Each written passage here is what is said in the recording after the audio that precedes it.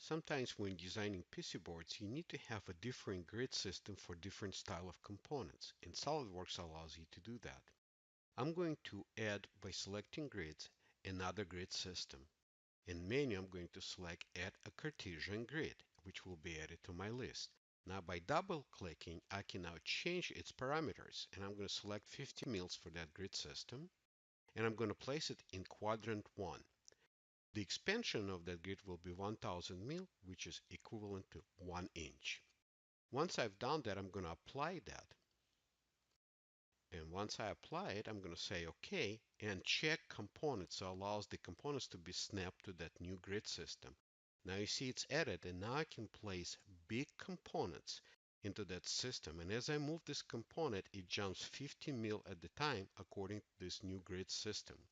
Notice that I'm placing bigger components now on this big grid system as I move it inside that box that I created.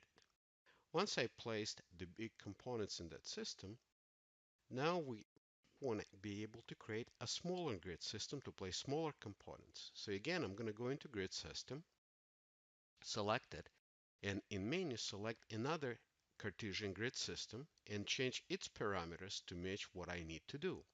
This time I'm going to use 25 mils, which is half of the other one, and I'm going to place in quadrant 3 only and expand it by 750 mils.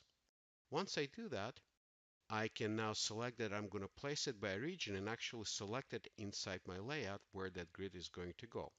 Now I said OK, and again I'm going to check so I allow the components to snap and say OK.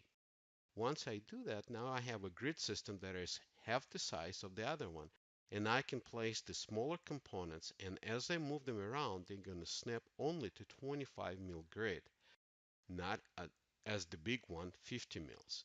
And as I move the components, I can place them much closer to each other as I design this particular circuit.